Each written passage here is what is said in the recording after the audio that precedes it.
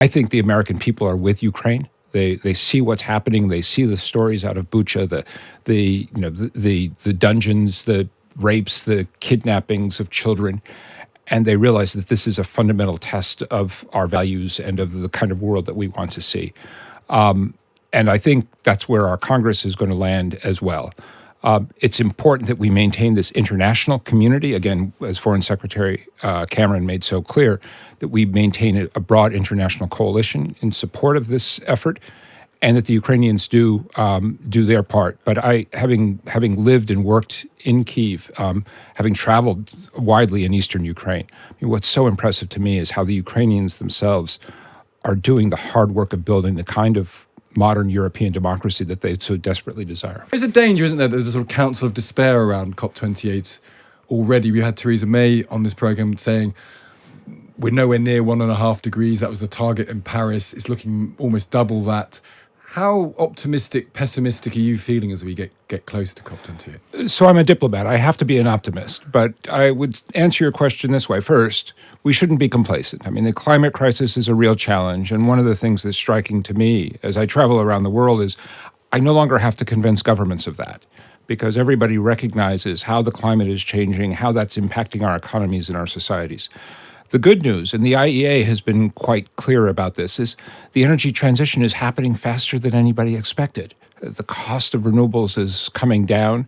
One of the things that the US and the UK have in common is that both of us have moved aggressively to phase out coal. So the carbon footprint of our electricity economies has declined significantly. So the challenge for COP is to keep pushing that agenda, not to be complacent, but don't get caught up in this council of despair, as you put it.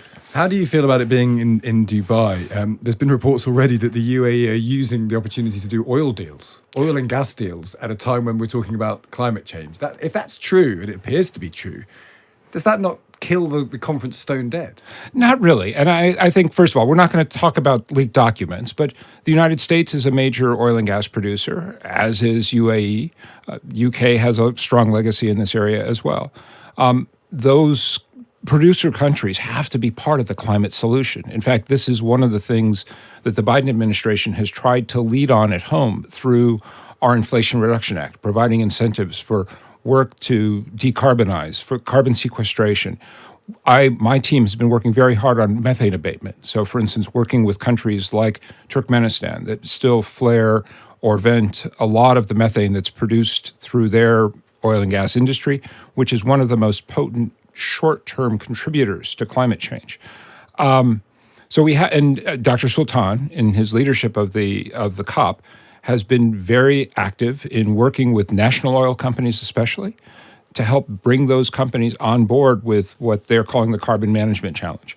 So I think we have to find a way to get these different constituencies talking to each other. That's part of what COP's about. But do we believe them? Because, we see the reports, the financial reports of the big oil companies, and they are making loads and loads and loads of money. They're making more money, not least because of what's been going on in Russia, than they have done before. They are slowing down their green transition because their shareholders want to rake the money in now. They all accept that in some mystical future, they will have to be greener, but they see the dollar signs in the short term and they rub their hands with glee. And that's the dynamic we're trying to change. Domestically in the United States, that's what the Inflation Reduction Act does, because it provides an incentive to make those investments, for instance, in carbon sequestration. Our Environmental Protection Agency is rolling out new regulations and a new cost for methane and for leakage.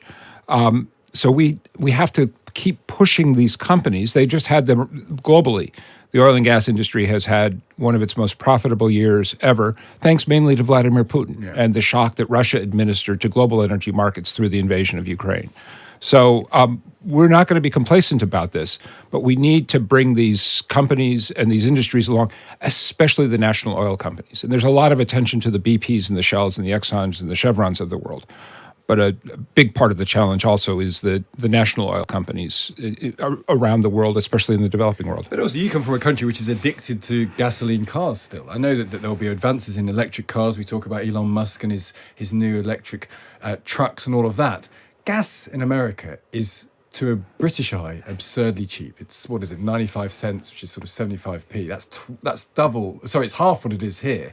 you're a country addicted to low-priced gasoline. Has there ever been a conversation saying, in order to stop people driving so much, we need to start taxing gasoline more? Has that ever been considered in this? So I'm a Californian. We actually have very aggressive clean air regulations. We pay more for our gasoline than people in other parts of the United States, precisely because of what you alluded to. And I think, again, the energy economy of the United States is changing dramatically. The Inflation Reduction Act is going to accelerate and supercharge that process. But just look at the deployment of electric vehicles, the deployment of rooftop solar. These things are happening in the United States, not because government is telling people to do it, but because the economics have become so compelling. The reliability of electric vehicles, the price advantage of rooftop solar, the price advantage and reliability of heat pumps in lieu of other heating solutions. What happens if Donald Trump gets elected? I'm not going to speculate on U.S. domestic politics. I think But that would be a fork in the road, at least, wouldn't it? If you think in terms of attitude to this type of thing? It would be a change. But I think what's important is that the psychology in the United States has shifted. Let me give you an example. Last year at COP, I had the opportunity to have a conversation with the governor of Indiana, a Republican state in the center of the country, long industrial tradition. He was incredibly excited about the opportunities that the Inflation Reduction Act have provided for his state to grow manufacturing for wind turbines, to build excellence in the area of carbon sequestration, to develop hydrogen pipelines. Again, the energy ecosystem is changing in the United States as a result of the Biden administration's actions. I think that's going to be a permanent shift.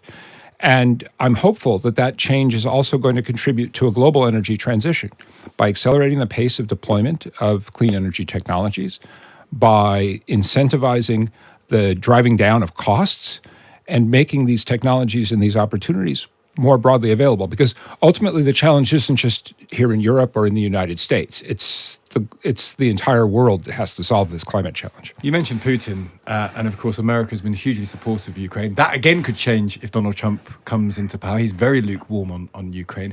Is America going to tire of supporting Ukraine? So let me first say just how important the U.S.-UK alliance is on these issues. And I had the opportunity to be with Secretary Blinken for a G7 meeting on Ukraine energy support last week. Foreign Secretary Cameron was brilliant in terms of laying out to colleagues the stake, the importance of us continuing to work as hard as we can to give the Ukrainians the wherewithal to defend their own sovereignty. I think the American people are with Ukraine. They see what's happening. They see the stories out of Bucha, the dungeons, the rapes, the kidnappings of children, and they realize that this is a fundamental test of our values and of the kind of world that we want to see. And I think that's where our Congress is going to land as well. It's important that we maintain this international community. Again, as Foreign Secretary Cameron made so clear, that we maintain a broad international coalition in support of this effort, and that the Ukrainians do their part. But having lived and worked in Kyiv, having traveled widely in eastern Ukraine, what's so impressive to me is how the Ukrainians themselves are doing the hard work of building the kind of modern European democracy that they so desperately desire. Geoffrey Pyatt, great to speak to you. Thank you for joining us today. Thank you for having me. That's Geoffrey Pyatt, there, US Assistant Secretary of State.